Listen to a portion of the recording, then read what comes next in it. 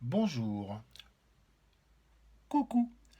Alors, cette nouvelle leçon intitulée Gamme de sol majeur, comme son nom l'indique, nous apporte quelques nouveautés.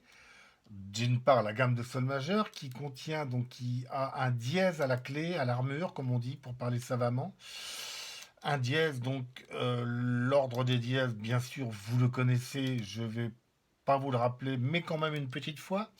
Fa, do, sol, ré, la, mi, si, fa, do, sol, ré, la, mi, si. Et donc, comme il y en a un à la clé, qu'on voit ici, là, juste après la clé de sol, eh bien, ce sera le premier de cette liste, c'est-à-dire le fa. Tous les fa, que ça soit main gauche, main droite, clé de sol, clé de fa, etc. Tous les fa sont systématiquement dièses, sauf indication contraire qui serait évidemment un petit bécard, mais on verra ça plus tard. Donc, je vous conseille vivement de jouer votre gamme de sol avec les bons doigtés. Les doigtés sont inscrits toujours sur cette ligne en jaune là. La main gauche est écrite en bas et la main droite est écrite en haut. Donc voilà. Vous montez votre gamme tout doucement en vous appliquant, en allant bien au fond des touches, pas brutalement. Et vous ne vous arrêtez ni en haut ni en bas et vous l'enchaînez plusieurs fois de suite jusqu'à temps que vous soyez décontracté, etc. Et bien sûr, main gauche, main droite, et après, les deux mains ensemble, tranquillement, tout doucement, même beaucoup plus lentement que ce que je viens de faire là. De façon à inscrire dans la mémoire de ses doigts les bons doigtés, le bon geste. Donc on le fait jusqu'à temps qu'on soit décontracté. Ça va finalement assez vite. Et on essaye surtout de ne pas faire de fautes. Parce que les fautes s'inscrivent aussi vite que les bonnes notes et les bons doigts. Donc pas de faute, donc pour pas faire de faute, on va doucement. Voilà, donc ça c'était le sol majeur.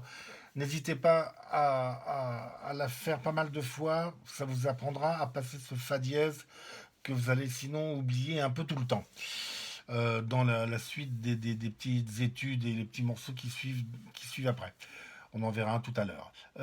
Et on a aussi une nouvelle figure rythmique, un nouveau rythme, qui est la noire pointée qu'on voit ici, là, le petit rond bleu, qui s'écrit ou noir avec un petit point derrière, c'est ce qu'on appelle donc la noire pointée, ou une noire liée avec une croche. C'est exactement la même chose. C'est deux façons différentes de l'écrire, mais musicalement, c'est exactement la même chose. Si on dit qu'une noire vaut un temps, eh bien une noire pointée, ça vaut un temps et demi. C'est-à-dire que le point, en fait, rajoute à la valeur de la note la moitié de sa valeur. Donc la moitié d'une noire, c'est une croche. Donc une noire pointée, c'est une noire liée à une croche. Une noire liée à une demi-noire, si vous voulez. Une demi-noire, c'est une croche. Voilà, et c'est valable pour tout. Une blanche pointée, c'est une blanche liée à une demi-blanche. Une demi-blanche est une noire, donc une blanche pointée, c'est une blanche liée à une noire. Etc., etc., etc. Voilà, donc on a les petits exercices qui vont suivre derrière au piano. Je vais arrêter de bavarder, ça sera quand même des grandes vacances pour tout le monde. On va s'habituer au début, juste je vais réinsister là-dessus, pour bien faire les croches bien régulières. On va s'appliquer à compter. C'est pas si évident que ça au départ. C'est un petit coup à prendre, mais ça vient vite et une fois qu'on l'a, on est tranquille, on n'a plus besoin de le faire. Donc là, c'est une mesure à trois temps. Eh bien, je vais compter un et 2 et 3 et un et 2 ainsi de suite, bien régulier, à voix haute. Et je jouerai, je vous l'ai fait tout à l'heure, le petit exercice un et 2 et 3 et un et 2 et 3, etc. Ça vous permet d'avoir des croches bien régulières, des noirs qui sont des vrais noirs, un rythme parfait, parfait comme vous l'êtes vous-même. Voilà. Je crois qu'on s'est un petit peu tout dit. Je vais vous joindre cette petite étude numéro un et puis on verra la suite plus tard. Bon piano.